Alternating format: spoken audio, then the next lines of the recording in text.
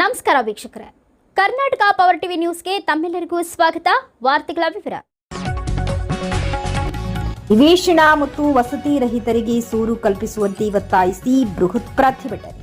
ಗಂಗಾವತಿ ನಿವೇಶನ ಮತ್ತು ವಸತಿ ರಹಿತರ ಹೋರಾಟ ಜಿಲ್ಲಾ ಸಮಿತಿ ಕೊಪ್ಪಳ ನೇತೃತ್ವದಲ್ಲಿ ಬುಧವಾರದಂದು ಕೊಪ್ಪಳ ಜಿಲ್ಲೆಯ ನಿವೇಶನ ಮತ್ತು ವಸತಿ ಸೌಲಭ್ಯವನ್ನ ಕಲ್ಪಿಸುವಂತೆ ಒತ್ತಾಯಿಸಿ ಬೃಹತ್ ಪ್ರತಿಭಟನೆಯನ್ನ ನಡೆಸಿದರು.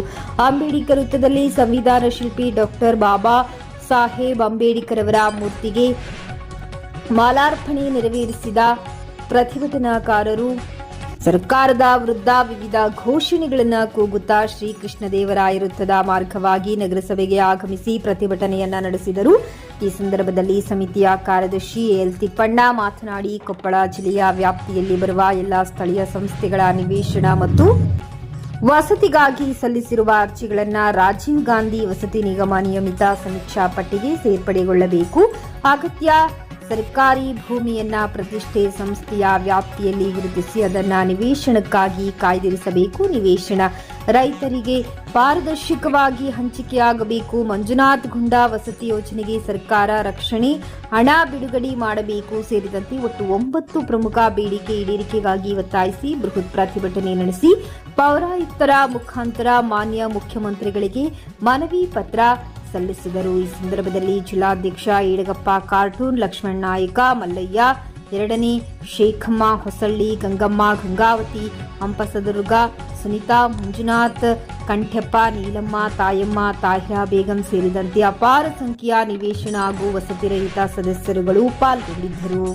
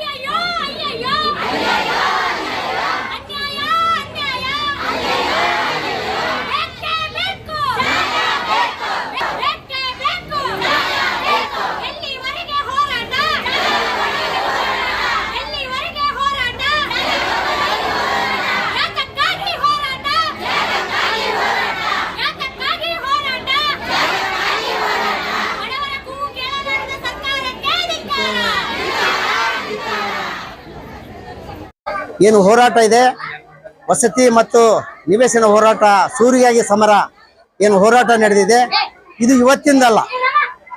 ನಾವು ಸತತ 2023ರಿಂದ ಮಾನ್ಯ ಮುಖ್ಯಮಂತ್ರಿ ಯಾರು ಬಿಜೆಪಿ ಮುಖಂಡರಿದ್ದಾಗನೇ ಒಂದು ಮನವಿ ಪತ್ರ ಕೊಡಕ್ ಬಂದಾಗ ಇವರೇ ಇದೇ ಕಮಿಷನರ್ ಸರ್ ಏನಂದ್ರು, ಇಲ್ಲ ಉಳ್ಗಪ್ಪರೇ, ನಾನು ಮುಖ್ಯಮಂತ್ರಿ ಕಾರ್ಯಕ್ರಮದಲ್ಲಿದ್ದೀನಿ, ನೀವು ಮನವಿ ಪತ್ರ ಕೊಟ್ಟು ಹೋಗಿ, ನಾವು ಈ ಜಾಗದಾಗಲೇ ಈಗಾಗಲೇ ಹೊಸಳ್ಳಿ ಕಡೆಗೆ ಬಿದ್ದಿರ್ತಕ್ಕಂಥ ಕೋಡ್ನಲ್ಲಿದೆ, ಕೋಡ್ನಲ್ಲಿ ಇರೋದ್ರಲ್ಲಿಂದ ಅದಕ್ಕಾಗಿ ನಾವು ಅದರದೆಲ್ಲ ನಾವು ಕೇಳಕತ್ತಿರೋದು.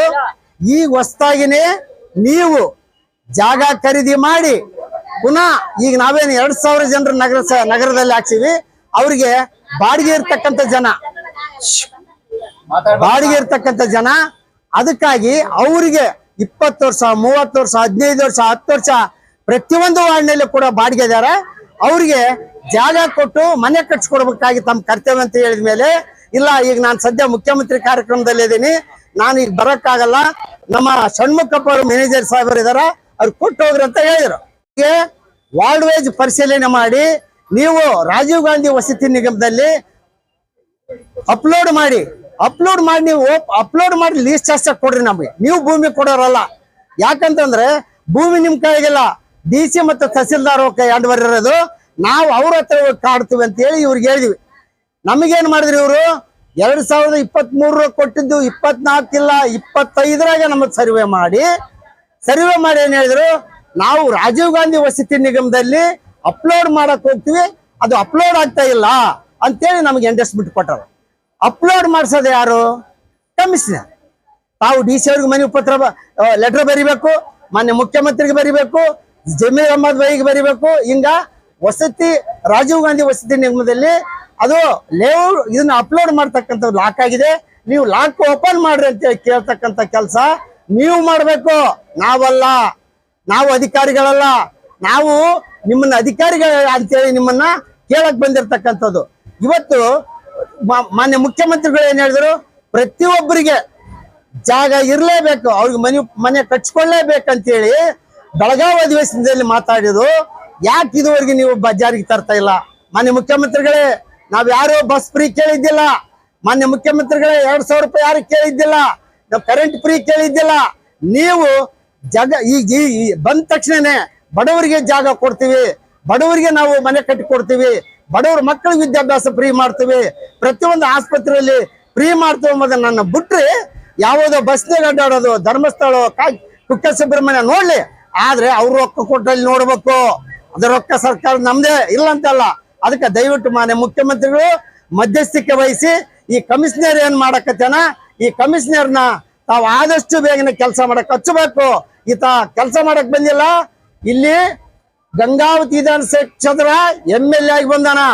ಜನಾರ್ದನ್ ರೆಡ್ಡಿ ಎಲ್ಲ MLA, ಇಲ್ಲಿ ಕಮಿಷನರ್ MLA ಆಗ್ಯಾನ. ಅದಕ್ಕೆ ನಾವು ಇಲ್ಲಿ ವಿನಂತಿ, ಸಾರ್ವಜನಿಕರಲ್ಲಿ ವಿನಂತಿ ಮಾಡಿ ಕಳಿಸ್ತೇ, ಮಾನ್ಯ ಯಾರು ಜನಾರ್ದನ್ ರೆಡ್ಡಿ ಅವರೇ, ನೀವು ಸ್ಥಾನಕ್ಕೆ ರಾಜೀನಾಮೆ ಕೊಟ್ಟು ಮಾನ್ಯ ವಿರೂಪಾಕ್ಷಪ್ಪ ಅವ್ರಿಗೆ ಸ್ಥಾನ ಕೊಟ್ಟರು ಬಹಳ ಒಳ್ಳೇದಂತ ಹೇಳ್ತೀನಿ. ಇವತ್ತು ಏನ್ ಧರಣಿ ಕುಂತೀವಿ ನಾವು, ಇದು ನಮಗೆ ಜಾಗ ಕೊಡ್ತು ಅಂತ ಭರವಸೆ ಕೊಡೋವರೆಗೂ ನಾವ್ ಎದ್ದು ಹೋಗಲ್ಲ. ಮತ್ತೆ ಇಲ್ಲಿ ಯಾಕೆ ಕುಂತೀರಂತ ಕೇಳ್ಬೋದು. ನಮ್ಗೆ ಅಲ್ಲಿ ಕುದ್ರಕ ಪೆಂಡಲ್ ಹಾಕಕ್ ರೊಕ್ಕಿಲ್ಲ ನಮ್ಮ ಹತ್ರ.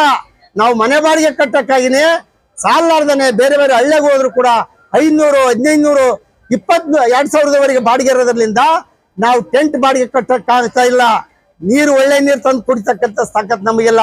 ನಾವು ನಗರಸಭೆಯಲ್ಲಿ ಕಟ್ಟಿರ್ತಕ್ಕಂಥ ಹಾಲಲ್ಲಿ ದಿನ ಬಂದು ಆಫೀಸ್ ಮುಗಿಯವರೆಗೆ ಕೂಡ್ತೀವಿ, ಘೋಷಣೆ ಕೂಗ್ತೀವಿ, ಹೋಗ್ತೀವಿ. ಇದಕ್ಕೆಲ್ಲ ಮಾಧ್ಯಮದವರು ಸಹಕಾರ ಕೊಡಬೇಕು, ಸಾರ್ವಜನಿಕರು ಜಾಗ ಸಾಥ್ ಕೊಡ್ಬೇಕಂತೇಳಿ ಇವತ್ತೇನು ಹೋರಾಟ ಇದೆ. ಅದ್ರ ಬಗ್ಗೆ ನಮ್ಮ ರಾಜ್ಯ ಕಾರ್ಯದರ್ಶಿ ಸ್ವಾತಿ ಸುಂದರೇಶ್ ಅವರು ಬಂದಾರ. ಅದ್ರ ಬಗ್ಗೆ ಬಹಳ ವಿವರವಾಗಿ ಅವರೊಂದಿಷ್ಟು ಮಾತಾಡಬೇಕಾಗಿ ತಮ್ಮಲ್ಲಿ ವಿನಂತಿ. ನಿವೇಶನ ಮತ್ತು ವಸತಿಗಾಗಿ ಅರ್ಜಿ ಸಲ್ಲಿಸಿ ವರ್ಷಗಟ್ಟಲೆ ಕಳೆದೋಗಿದೆ. ವರ್ಷ ಕಳೆದ್ರು ಕೂಡ ಇಲ್ಲಿ ಸಂಬಂಧಪಟ್ಟ ಇಲಾಖೆಯವರು ನೀವು ಕೊಟ್ಟಂತ ಅರ್ಜಿಯನ್ನ ಕಾನೂನುಬದ್ಧವಾಗಿ ಇದೇನು ಕಾನೂನು ವಿರೋಧವಾಗಿ ನಾವು ಕೇಳ್ತಾ ಇಲ್ಲ. ರಾಜೀವ್ ಗಾಂಧಿ ವಸತಿ ನಿಗಮದ ಕಾನೂನು ಹೇಳುತ್ತೆ ಅಂತಂದ್ರೆ, ಯಾವುದೇ ಸ್ಥಳೀಯ ಸಂಸ್ಥೆ ಆಗಿರ್ಬೋದು, ಅದು ಪಂಚಾಯತಿ ಆಗಿರ್ಬೋದು, ಪುರಸಭೆ ಆಗಿರ್ಬೋದು, ನಗರಸಭೆ ಆಗಿರ್ಬೋದು, ಅಲ್ಲಿಗೆ ಯಾರಾದ್ರೂ ನಮ್ಗೆ ನಿವೇಶನಕ್ಕಾಗಿ ಅರ್ಜಿ ಸಲ್ಲಿಸಿದ್ರೆ ಅರ್ಜಿನ ತಗೋಬೇಕು. ಅರ್ಜಿ ತಗೊಂಡ್ಮೇಲೆ ಅದು ಪರಿಶೀಲನೆ ಮಾಡಬೇಕು. ಇವ್ರಿಗೆ ನಿಜವಾಗಿಯೂ ಮನೆ ಇದೆಯೋ, ಸೈಟ್ ಇದೆಯೋ ಅಂತಕ್ಕಂಥದ್ದು ಪರಿಶೀಲನೆ ಮಾಡಬೇಕು. ಪರಿಶೀಲನೆ ಮಾಡಿದ ಮೇಲೆ ಸಂಬಂಧಪಟ್ಟಂತ ರಾಜೀವ್ ಗಾಂಧಿ ವಸತಿ ನಿಗಮದ ಸಮೀಕ್ಷಾ ಪಟ್ಟಿ ಇದೆ. ಈ ರಾಜ್ಯದಲ್ಲಿ ಯಾರಿಗ್ ಮನೆ ಇಲ್ಲ ಅಂತಕ್ಕಂಥ ಸಮೀಕ್ಷಾ ಪಟ್ಟಿ ಇದೆ. ಆ ಸಮೀಕ್ಷಾ ಪಟ್ಟಿನಲ್ಲಿ ಸೇರಿಸಬೇಕಾಗಿದೆ. ದುರಂತ ಏನಾಗಿದೆ ಅಂತಂದ್ರೆ, 2017ರಲ್ಲಿ ಏನ್ ಅರ್ಜಿ ಸೇರಿಸಿದಾರೋ ಅದ್ರ ಮೇಲೆ ಯಾವ ಅರ್ಜಿನೂ ಸೇರಿಸಿಲ್ಲ. ಇವತ್ತು ನೀವು ರಾಜೀವ್ ಗಾಂಧಿ ವಸತಿ ನಿಗಮದ ವೆಬ್ಸೈಟ್ ಓಪನ್ ಮಾಡಿದ್ರೆ ಅಲ್ಲಿ 26 ಲಕ್ಷ ಕುಟುಂಬಗಳಿಗೆ ಮನೆ ಇಲ್ಲ ಅಂತ ಇದೆ. ಆದ್ರೆ ಜಮೀರ್ ಅಹಮದ್ ಅವರು ಹೇಳ್ತಾರೆ 37 ಲಕ್ಷ ಕುಟುಂಬಗಳಿಗೆ ಮನೆ ಇಲ್ಲ ಅಂತ ಬೆಳಗಾವಿ ಅಧಿವೇಶನದಲ್ಲಿ ಹೇಳ್ತಾರೆ. ಅಂದ್ರೆ ಸ್ಪಷ್ಟವಾಗಿ ಅಧಿಕಾರಿಗಳ ನಡುವೆ ಮತ್ತು ಇಲಾಖೆ ನಡುವೆ ಯಾವ ಸಂಪರ್ಕನೂ ಇಲ್ಲ. ನೀವಿಷ್ಟು ಜನ ಮನೆ ಇಲ್ದವ್ರು ಇದ್ದೀರಾ ಅಂತ ಇಲ್ಲಿ ಒಳಗಡೆ ಇದ್ದವ್ರಿಗೆ ಯಾರಿಗೂ ಗೊತ್ತೇ ಇಲ್ಲ. ಹಾಗಾಗಿ ಈ ಚಳವಳಿ ಇವತ್ತು ಅತ್ಯಂತ ಗಂಭೀರವಾದಂತ ಚಳವಳಿ ಕಟ್ಟುವಂತ ಸ್ಥಿತಿನಲ್ಲಿ ನಾವಿದ್ದೀವಿ. ಬಡವರ ಕೂಗನ್ನ ಕೇಳದೇ ಇರೋ ಸರ್ಕಾರಗಳು ಎಲ್ಲೂ ಉಳಿದಿಲ್ಲ.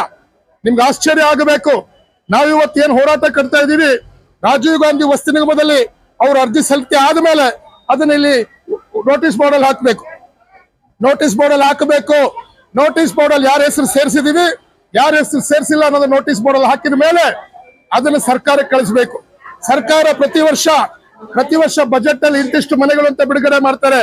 ಆ ಮನೆಗಳನ್ನ ಈ ಪಟ್ಟಿನಲ್ಲಿ ಯಾರಿರುತ್ತೋ ಆ ಪಟ್ಟಿಯವ್ರಿಗೆ ಕೊಡಬೇಕು ಅಂತಕ್ಕಂಥ ನೀತಿ ಇದೆ. ಇವೆಲ್ಲ ಮರ್ತು ಕುತ್ಕೊಂಡಿದ್ದಾರೆ. ಇವ್ರೇನ್ ತಿಳ್ಕೊಂಡಿದ್ರು, ಬಡವರು ಕೂಲಿ ಮಾಡೋ ಜನ, ಎಷ್ಟು ದಿನ ಬರ್ಬೋದು? ಒಂದ್ ದಿನ ಬರ್ಬೋದು, 2 ದಿನ ಬರ್ಬೋದು, 3 ದಿನ ಬರ್ಬೋದು, ಆಮೇಲೆ ಸುಮ್ಮನಾಗ್ತಾರೆ. ನಾವು ಸೇಫ್ ಅಂತ ತಿಳ್ಕೊಂಡಿದ್ದೀರ. ನೀವೇ ಹೇಳಿ, ನಾವ್ ಇವತ್ತು ಮಾಡುವ ನಮ್ ಚಳವಳಿ ಏನು ಅಂತಂದ್ರೆ ನಿರಂತರ ನಡಿಗೆ. ಇದ್ರ ಹೆಸರೇನು? ನಿರಂತರ ನಡಿಗೆ. ಎಲ್ಲಿವರೆಗೂ ನಡೀತೀವಿ ನಾವು? ದಿನ ಈ ಕಚೇರಿಗೆ ನಡೀತೀವಿ. ಎಲ್ಲಿವರೆಗೂ ನಮ್ಗೆ ಮನೆ ಸಿಗಲ್ವೋ, ಅದು 1 ವರ್ಷ ಆಗ್ಲಿ 2 ವರ್ಷ ಆಗ್ಲಿ, ನಿರಂತರವಾಗಿ ನಡೀತೀವಿ ಅಂತಕ್ಕಂಥ ಹೋರಾಟ ಇವತ್ತು ಕಟ್ಟಕ್ ಬಂದಿದೀವಿ. ಒಪ್ಗೆನಾ? ನೀವೆಲ್ಲರೂ ದಿನ ಬರೋದ್ ಬೇಕಾಗಿಲ್ಲ. ವಾರ್ಡ್ಗೆ 1 ವಾರ್ಡ್ನವರು 1 ದಿನ ಬರ್ರಿ. 1ನೇ ವಾರ್ಡ್ನವರು, 2ನೇ ವಾರ್ಡ್ನವರು, 3ನೇ ವಾರ್ಡ್ನವರು, ಹಿಂಗೆ ದಿನಕ್ಕೆ 1 ವಾರ್ಡ್ನವ್ರು ಬರ್ಬೇಕು. ದಿನ ಬಂದು ನಾವು ಇವ್ರಿಗೊಂದು ಅರ್ಜಿ ಕೊಡೋಣ, ಮುಖ್ಯಮಂತ್ರಿಗೊಂದು ಅರ್ಜಿ ಕೊಡೋಣ. ಮುಖ್ಯಮಂತ್ರಿ ಅರ್ಜಿಯಲ್ಲಿ ಹೋಗಿ ಕೊಡೋದಂತಂದ್ರೆ ಇವ್ರು ಕಳಿಸ್ತಾರೆ ಅಲ್ಲೋ, ನಮ್ಗೆ ನಂಬಿಕೆ ಇಲ್ಲ. ಅದಕ್ಕೆ ನಾವೇ ಪೋಸ್ಟ್ ಆಫೀಸ್ಗೆ ಹೋಗಿ ಅಲ್ಲಿ ಡಬ್ಬ ಇದೆಯಲ್ಲ, ಆ ಡಬ್ಬದಲ್ಲಿ ಮುಖ್ಯಮಂತ್ರಿಗೆ ಬರ್ದಿರೋ ಲೆಟರ್ ಪೋಸ್ಟ್ ಮಾಡ್ಬೇಕು. ದಿನ ಮಾಡಿದ್ರೆ ಅಲ್ಲಿ ವಿಧಾನಸೌಧಕ್ಕೆ ಹೋಗುತ್ತದು. ಇವ್ರೇನೇ ಮುಚ್ಚಿಟ್ರು ಕೂಡ ವಿಧಾನಸೌಧದಲ್ಲಿ ಮುಚ್ಚಿಡಕ್ ಆಗೋದಿಲ್ಲ. ಯಾರು ಪತ್ರ ಬರೆದಿರ್ತಾರೋ ಅವ್ರು ಸಂಬಂಧಪಟ್ಟ ಇಲಾಖೆಯವ್ರು ನಮ್ಗೆ ಉತ್ತರ ಕೊಡ್ಬೇಕಾಗ್ತದೆ. ಹಾಗೆ ನಿರಂತರವಾದಂತ ಚಳುವಳಿಯನ್ನ ಕಟ್ಟೋದ್ರ ಮುಖಾಂತರವಾಗಿ ಎಲ್ಲಿ ಲೋಪ ಆಗಿದೆ ಅಂತಂದ್ರೆ, ಇಲ್ಲಿ ಮನೆ ಇವ್ರೇನ್ ಹೇಳ್ತಾರೆ, ನಮ್ಗೆ ಇಲ್ಲಿ ಮನೆ ಬಂದಿಲ್ಲ ಅಂತ. ನಾವು ಮನೆ ಕೇಳ್ತಿಲ್ಲ ಸ್ವಾಮಿ. ನಿಮ್ಗೆ ಮುಖ್ಯಮಂತ್ರಿ ನಿವೇಶನ ಯೋಜನೆ ಅಂತ ಒಂದು ಯೋಜನೆ ಇದೆ, ತಮಗೆ ಗೊತ್ತಿದೆಯೋ ಇಲ್ಲೋ ಗೊತ್ತಿಲ್ಲ ಕಮಿಷನ್ ಸಾಹೇಬ್ರೆ. ಅದೇನ್ ಹೇಳ್ತದೆ, ಮುಖ್ಯಮಂತ್ರಿ ನಿವೇಶನ ಯೋಜನೆಯಲ್ಲಿ ಯಾರು ಬಡವರಿಗೆ ಸ್ವಂತ ಮನೆ ಕಟ್ಕೊಳ್ಳಕ್ಕೆ ಜಾಗ ಇಲ್ವೋ ಆ ಜಾಗನ ಕೊಡಬೇಕು ಅಂತಕ್ಕಂಥ ಒಂದು ಯೋಜನೆ ಅದು. ಎಲ್ಲೆಲ್ಲಿ ಸರ್ಕಾರಿ ಭೂಮಿ ಇದೆ ಆ ಸರ್ಕಾರಿ ಭೂಮಿಯನ್ನ ಗುರುತು ಮಾಡಿ ಆಶ್ರಯ ಯೋಜನೆಯಲ್ಲಿ ಕಾದಿರಿಸಬೇಕು. ಆಮೇಲೆ ಟೌನ್ ಪಂಚಾಯತ್ ಮುಖಾಂತರವಾಗಿ ಅಲ್ಲಿ ಲೇಔಟ್ ಮಾಡಿ ಬಡವರಿಗೆ ಹಂಚಬೇಕು ಅಂತ ಕಾನೂನಿದೆ. ಕಾನೂನು ಮರ್ತಿದ್ದಾರೆ ಇವರು. ಅಕಸ್ಮಾತ್ ಸರ್ಕಾರಿ ಜಮೀನಿಲ್ಲ, ಅಲ್ಲಿ ಯಾರಾದ್ರೂ ಪ್ರೈವೇಟ್ನವರು ಜಮೀನನ್ನ ಕೊಟ್ರೆ ಕೊಂಡುಕೊಂಡು ಲೇಔಟ್ ಮಾಡಿ ಹಂಚಬೇಕು ಅಂತ ಇದೆ. ಅದು ಗೊತ್ತಿಲ್ಲ, ಮರ್ತಿದ್ದಾರೆ. ನನ್ನ ಹತ್ರ ಸರ್ಕ್ಯುಲರ್ ಇದೆ, ಕೊಡ್ತೀನಿ. ಅದಾಗ್ಲೂ ಅದು ಆಮೇಲೂ ಕೂಡ ಭೂಮಿ ಇಲ್ಲ ಅಂತಂದ್ರೆ ಈ ದೇಶದಲ್ಲಿ ನೀವು ವೋಟ್ ಹಾಕಿ ಸತ್ತಂಗೆ. ವೋಟಿಂಗ್ ಮಾತ್ರ ಲೆಕ್ಕ, ಬದುಕಿ ಏನ್ ಲೆಕ್ಕ ಇಲ್ಲ. ಆಗ ನಾವು ನಮ್ಮ ಮುಂದಿನ ಹೋರಾಟನ ಕಟ್ಟಬೇಕಾಗುತ್ತೆ. ಇಲ್ಲಿ ಅಭಿವೃದ್ಧಿ ಹೆಸರಲ್ಲಿ 1000 ಎಕರೆ ಭೂಮಿಯನ್ನ ಕಾರ್ಪೊರೇಟ್ ಕಂಪನಿಗಳಿಗೆ ದಾನ ಮಾಡ್ತಾರೆ, ಕೊಡ್ತಾರೆ. ಹಾಗೆ ಭೂ ಸ್ವಾಧೀನ ಮಾಡ್ಕೊಂಡು ಬಡವರಿಗೆ ಭೂಮಿ ಕೊಡ್ಬೇಕಂತ ಕಾನೂನು ಕೂಡ ಇದೆ.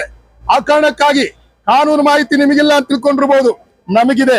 ಇವ್ರು ಇವತ್ತು ಗಂಭೀರವಾಗಿ ಕುತ್ಕೊಂಡಿದ್ದಾರೆ. ಇವ್ರಿಗೆ ಇವತ್ತು ನಾವು ಪ್ರೀತಿಯಿಂದ ಹೇಳ್ತಾ ಇದೀವಿ, ನಿಮ್ ಸೀಟ್ ಉಳಿಸ್ಕೊಳ್ಳಿ. ನಾವು ಕೋರ್ಟಿಗೆ ಹೋಗ್ತಾ ಇದೀವಿ.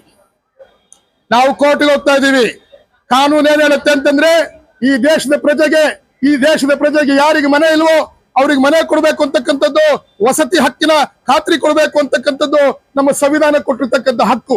ಆ ವಸತಿ ಹಕ್ಕನ್ನ ಕೇಳಿ ನಾವು ಕೋರ್ಟಿಗೆ ಹೋದ್ರೆ, ಕೋರ್ಟಿಂದ ಆದೇಶ ಬಂದ್ರೆ ನಿಮ್ದು ಸಸ್ಪೆಂಡ್ ಆಗ್ತೀರಾ, ಮನೆಗೆ ಹೋಗ್ತೀರಾ. ನಮಗೆ ಮನೆ ಕೊಡದೇ ಇದ್ರೆ ನಿಮ್ಮನ್ನ ಮನೆ ಕಳ್ಸಕ್ ನಮ್ಗೆ ಹೇಗಿದೆ ಗೊತ್ತು ಅಂತಕ್ಕಂಥದ್ದನ್ನ ಈ ಸಂದರ್ಭದಲ್ಲಿ ಹೇಳ್ಬೇಕಾಗ್ತದೆ. ಅದೇ ರೀತಿ ಬಂಧುಗಳೇ, ಕಾನೂನು ಗೊತ್ತಿಲ್ದಿರೋ ನಾವು ಬಂದಿಲ್ಲ ಇಲ್ಲಿಗೆ. ಈಗಾಗಲೇ ಇಂಥ ಹೋರಾಟದಲ್ಲಿ ಗೆದ್ದು ಜನರಿಗೆ ಭೂಮಿ ಕೊಡಿಸಿರುವಂತ ಪಕ್ಷ ಕಮ್ಯುನಿಸ್ಟ್ ಪಕ್ಷ. ಅದರ ಆ ಒಂದು ಜವಾಬ್ದಾರಿ ಮತ್ತು ಆ ಒಂದು ನಿಜವಾದಂತ ಕಾಳಜಿಯಿಂದ ಇವತ್ತು ನಾವು ಇಲ್ಲಿ ಗಂಗಾವತಿಗೆ ಬಂದಿದ್ದೀವಿ. ಗಂಗಾವತಿನಲ್ಲಿ ಮಾತ್ರ ಮಾಡ್ತಾ ಇಲ್ಲ ಹೋರಾಟ ಇದು, ಕೊಪ್ಪಳ ಜಿಲ್ಲೆ ಎಲ್ಲ ತಾಲೂಕುಗಳು ನಡೀತದೆ. ನಾವು ಇವತ್ತು ಇಲ್ಲಿ ಕುತ್ಕೊಂಡಿದೀವಿ. ನಾವು ನಾಳೆ ತಹಸೀಲ್ದಾರ್ ಭೇಟಿ ಮಾಡ್ತೀವಿ. ಸ್ವಾಮಿ, ಎಲ್ಲೆಲ್ಲಿ ಸರ್ಕಾರಿ ಜಮೀನಿದೆ ಗುರುತು ಮಾಡಿದೀರಾ ಅಂತ ಕೇಳ್ತೀವಿ. ಅವ್ರು ಮಾಡಿಲ್ಲ ಅಂದ್ರೆ ಅದು ಮಾಡಿಲ್ಲ ಅಂತ ಬರ್ಕೊಳ್ಳಿ, ನಾವು ಸೀದಾ ಬೆಂಗಳೂರಿನಲ್ಲಿ ಕೃಷ್ಣ ಬೈರೇಗೌಡರನ್ನ ಭೇಟಿ ಮಾಡ್ತೀವಿ. ಯಾಕೆ? ಅವರು ಕಂದಾಯ ಸಚಿವರು ಇದ್ದಾರೆ.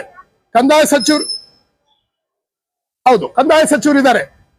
ಸಚಿವರು ಹೇಳ್ತೀವಿ, ನೋಡಿ ಸ್ವಾಮಿ, ನಿಮ್ ತಹಸೀಲ್ದಾರ್ ಇಷ್ಟ ಜನ ಬಡವರೆಲ್ಲ ಭೂಮಿ ಇಲ್ಲ ಅಂತ ಕೇಳ್ತಾ ಇದ್ರೆ ಸರ್ಕಾರಿ ಭೂಮಿನ ಕಾದಿರ್ಸಕ್ ಹೇಳಿ ಅಂತ ಆರ್ಡರ್ ಮಾಡಿ ಅಂತ ಹೇಳ್ತೀವಿ.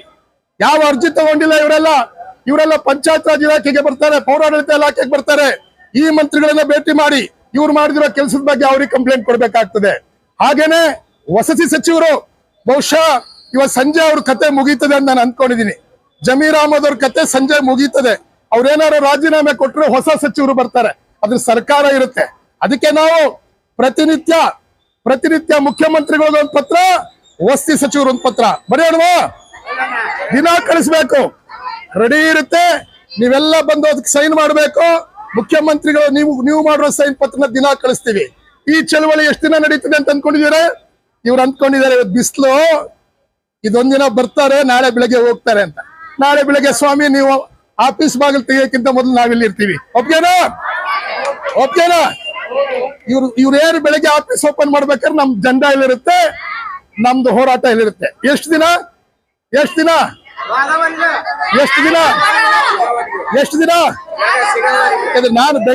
ನಾನು ಬೆಂಗಳೂರಿಂದ ಬಂದು ಏನೋ ಹೇಳೋದಲ್ಲ. ಎಷ್ಟು ದಿನ ಅಂತ ಕೇಳಿದಾಗ ನೀವ್ ಹೇಳ್ಬೇಕಾಗಿರೋದು ನಾಳೆ, ನಾಡಿದ್ದು 2 ದಿನನಾ, 3 ದಿನನಾ, ಜಾಗ ಸಿಗೋವರೆಗೆ ಕಾರಣ ನೀವು ಹೋರಾಟ ಕೈ ಬಿಟ್ರೆ ನಿಮ್ ಜೀವಮಾನದಲ್ಲಿ ನಿಮ್ಗೆ ಮನೆ ಸಿಗಲ್ಲ. ಎರಡೇ ದಾರಿ ನಿಮ್ಗೆ, ಇಲ್ಲ 1 ಗಂಟೆ ಬಂದು ಇಲ್ಲಿ ಕೂರೋದು, ಇಲ್ಲ ಮನೆ ಬೇಡ ಅಂತ ವಾಪಸ್ ಹೋಗೋದು. ಯಾವ್ದು ಆಯ್ಕೆ ಮಾಡ್ಕೋತೀರಾ?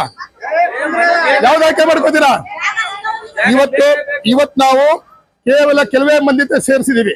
750 ಅರ್ಜಿಗಳು ನಾವು ಇಲ್ಲಿ ಕೊಟ್ಟಿದ್ದೀವಿ. 750 ಅರ್ಜಿ ಕೊಟ್ಟಿದ್ದೀವಿ. ಇಲ್ಲಿಂದ ಭಾಗ್ಯನಗರದಲ್ಲಿ ಕೊಟ್ಟಿದ್ದೀವಿ, ಕಾಟಗಿರಿ ಕೊಟ್ಟಿದ್ದೀವಿ, ಮತ್ತೆ ಕೊಟ್ಟಿದ್ದೀರಾ ಕನಕಗಿರಿ ಕೊಟ್ಟಿದ್ದೀವಿ. ಎಲ್ಲ ಕಡೆ ಬೆಂಕಿ ಹತ್ತಿಸ್ತೀವಿ. ಇದಾದ್ಮೇಲೆ ಮೇ 15ನೇ ತಾರೀಕು ಚಿತ್ರದುರ್ಗದಲ್ಲಿ ಬೆಂಕಿ ಹತ್ತಾ ಇದೆ. ಇದೇ ಹೋರಾಟ ಪಕ್ಕದಲ್ಲಿ ಇಡೀ ರಾಜ್ಯದಲ್ಲಿ ಏನವರು ಹೇಳ್ತಾ ಇದ್ದಾರೆ, 37 ಲಕ್ಷ ಕುಟುಂಬ ಅಲ್ಲ 50 ಲಕ್ಷ ಕುಟುಂಬ ಇವತ್ತು ಮನೆ ಇಲ್ಲ. ನಾವೆಲ್ಲ ಮೊದಲೇ ಹೇಳಿದ್ದೆ, ನಾನು ಈ ಚಳುವಳಿ ಆರಂಭ ಮಾಡೋ ಸಂದರ್ಭದಲ್ಲಿ ಬಂದಾಗ ಹೇಳಿದ್ದೆ, ಒಂದಿನ ಬೆಂಗಳೂರಿಗೆ ಹೋಗ್ಬೇಕಾಗುತ್ತೆ ಅಂತ.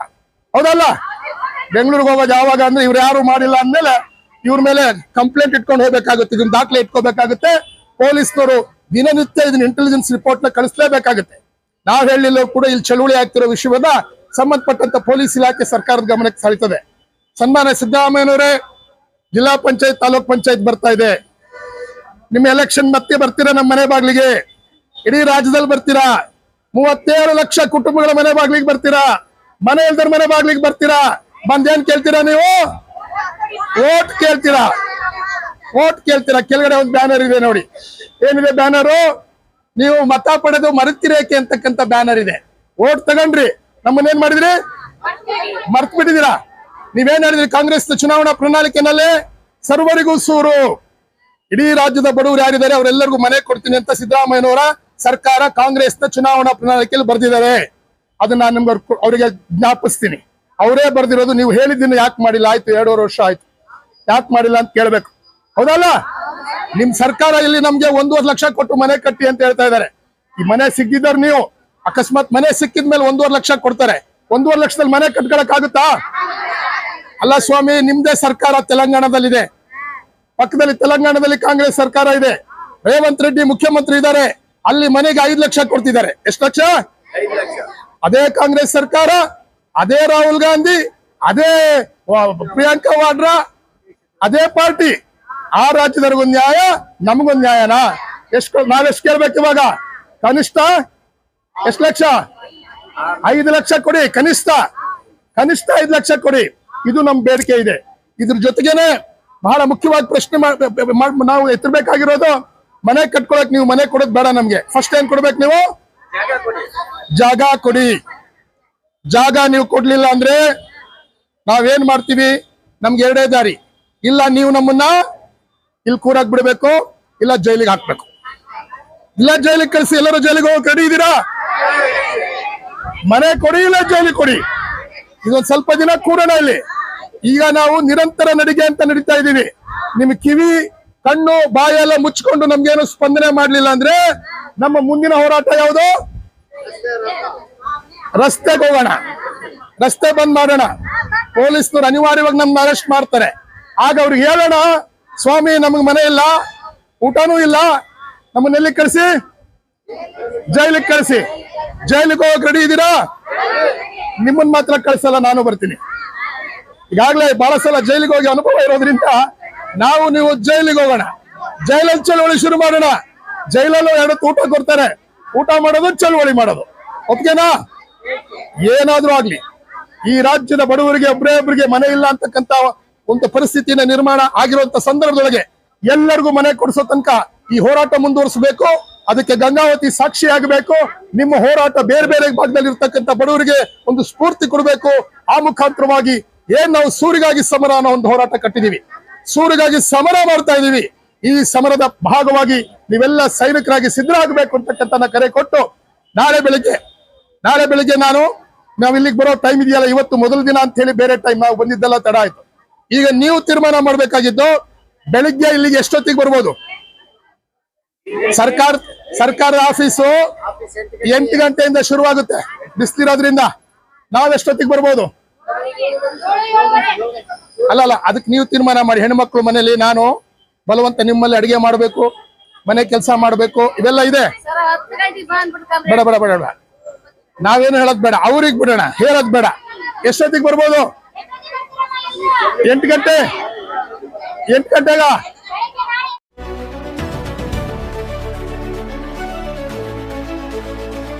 ನೈಜ ಸುದ್ದಿಗಾಗಿ ನಿರಂತರವಾಗಿ ನೋಡ್ತಾ ಇರಿ ಕರ್ನಾಟಕ ಪವರ್ ಟಿವಿ ನ್ಯೂಸ್. ನೀವು ಇನ್ನ ನಮ್ಮ ಚಾನೆಲ್ ಸಬ್ಸ್ಕ್ರೈಬ್ ಮಾಡಿಲ್ಲ ಅಂದ್ರೆ ಕೂಡಲೇ ಸಬ್ಸ್ಕ್ರೈಬ್ ಮಾಡಿ, ಲೈಕ್ ಮಾಡಿ, ಕಮೆಂಟ್ ಮಾಡಿ ಮತ್ತು ಶೇರ್ ಮಾಡಿ.